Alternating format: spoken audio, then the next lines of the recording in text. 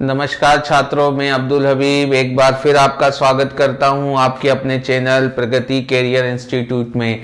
कैसे हैं आप? चलिए अपन आज की फिर से तैयारी करते हैं। छात्रों, आज मैं जो आपके सामने लेकर हाजिर हुआ हूं वो प्राचीन इतिहास यानी प्राचीन भारत का एक हिस्सा है।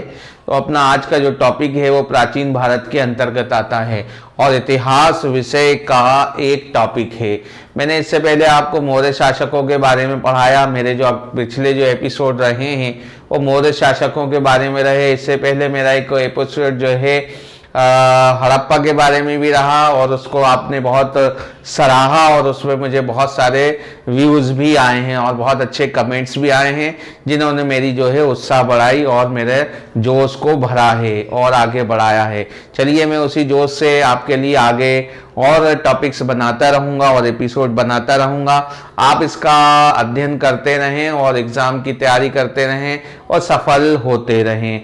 चलिए छात्र, अपन देखते हैं आज जो विषय है, आज ये टॉपिक है, ये इतना इम्पॉर्टेंट टॉपिक है कि इस पर जो है बहुत सारे क्वेश्चन बनते हैं। इसका एक क्वेश्चन तो हमेशा हर एग्जाम में आपको मिलता ही है, बाण भट्ट।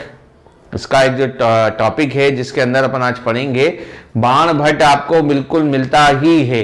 यानी ये जो शासक है बहुत इंपॉर्टेंट शासक है और इस पर जो है लगभग 4 से 5 क्वेश्चन हर एग्जाम में आते।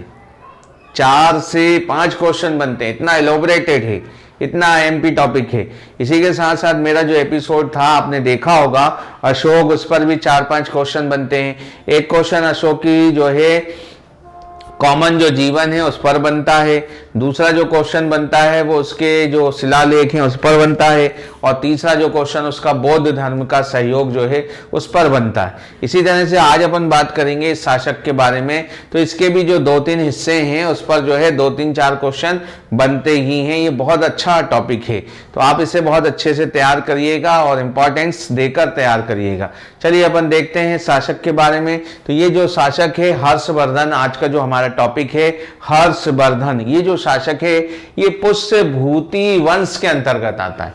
ये पुष्यभूति वंश के अंतर्गत आता है और ये जो है पुष्यभूति वंश का संस्थापक नहीं है। ये पुष्यभूति वंश का संस्थापक नहीं है पर इसका एकमात्र सबसे सफल शासक है, इसलिए इस पर क्वेश्चन बनते हैं। तो देखते हैं अपन, ये जो वंश है पुष्यभूति वंश जो है गुप्त वंश के पतन के बाद आया। गुप्त वंश के पतन के बाद आया, लगभग जो है 600 जो है ईस्वी यानी ईसा मसीह के बाद यानी एडी के बाद ये आया था। और इस वंश का जो खास है, जो ये गुप्त साम्राज्य के जो पतन है उसके बाद आया और ये जो साम्राज्य था यानी पुष्यभूति जो वंश था ये अंबाला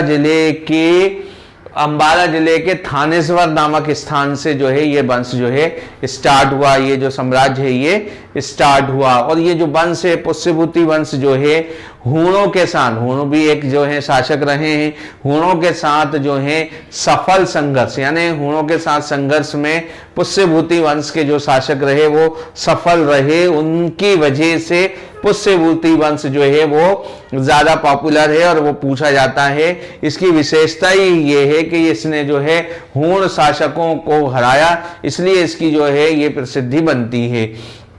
इस वंश का एक जो शासक रहा वो संभवतः चौथा शासक था। कौन था? संभवतः चौथा शासक था और वही हर्षवर्धन का पिता भी था। संभवतः जो प्रभाकर है वो चौथा शासक था और वो जो है हर्षवर्धन का पिता भी है।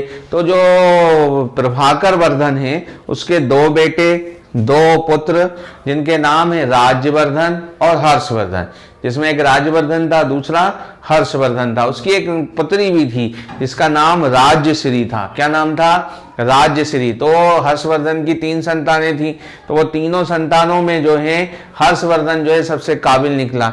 ऐसा नहीं कि राज्यवर्धन काबिल नहीं था। जब प्रभाकर वर्धन की डेथ हुई, उसकी मृत्यु हुई, तो राजवर्धन ने ही जो है वो गद्दी संभाली या सिंहासन संभाला और मालवा पर जो है उसने सफल विजय अभियान करा और मालवा को विजित भी किया। लेकिन मालवा विजय करने के बाद जब वो लौट रहा था तो वहां पर एक गौर शासक हुआ जिसका नाम था शशांक।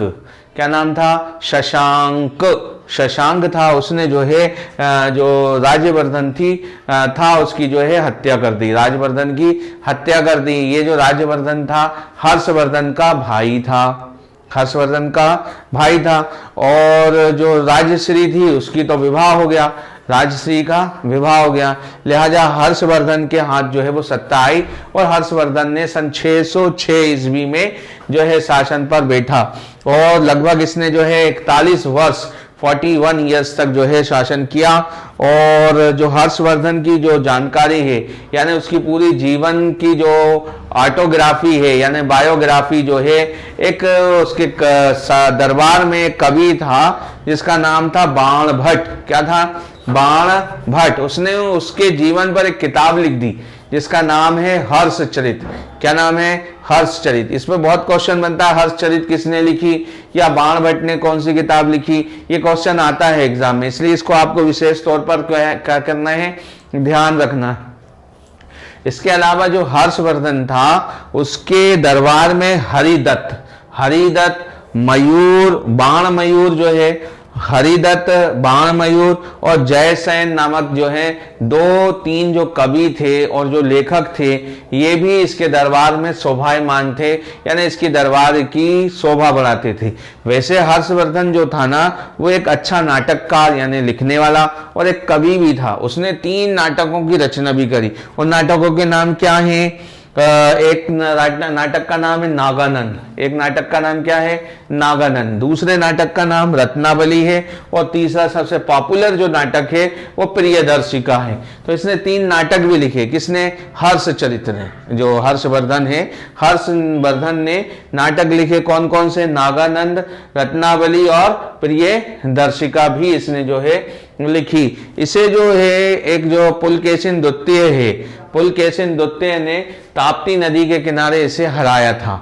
ताप्ती नदी के किनारे पुलकेशिन द्वितीय से जो है हर्षवर्धन जो है एक बार पराजित हुआ था। तो ये भी आप याद रखना पड़ेगा, बहुत इंपॉर्टेंट है कि हर्षवर्धन को किसने हराया। तो उसका आंसर है पुलकेशिन द्वितीय। इसी के साथ जो उस समय जो है बौद्ध धर्म जो था वो काफी ऊंचाइयों पर था और बहुत पॉपुलर था। तो हेनसांग एक चीनी यात्री है, हेनसांग एक चीनी यात्री है जो सन 630 से 640 ईस्वी के बीच जो है भारत में रहा या अपने बौद्ध धर्म के अध्ययन के लिए वो यहाँ आया हुआ था। उसको 3 और उपाधियां भी दी गई। उसे यात्रियों का राजकुमार कहा गया है, उसे जो है शाक्य मुनि कहा गया है, उसे नीतियों का पंडित कहा है। उसने भी जो है हर्षवर्धन के ऊपर जो है बहुत अधिक जो है वर्णन किया है और हर्षवर्धन के बारे में हमें बहुत अधिक जानकारी जो है हेनसांग से प्राप्त होती है। उसी जानकारी के अंतर्गत ये भी हमें पता लगता है कि हर्षवर्धन के साम्राज्य की जो राजधानी थी वो कन्नौज थी। कौन? हर्षवर्धन के राज्य की जो राजधानी थी वो कौन थी? कन्नौज थी। कन्नौज शहर, कन्नौज सिटी थी।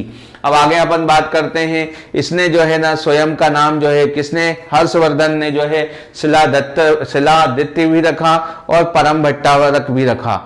परम भट्टारक और शिलादित्य, मगध नरेश की इसने उपाधि भी जो है धारण की थी।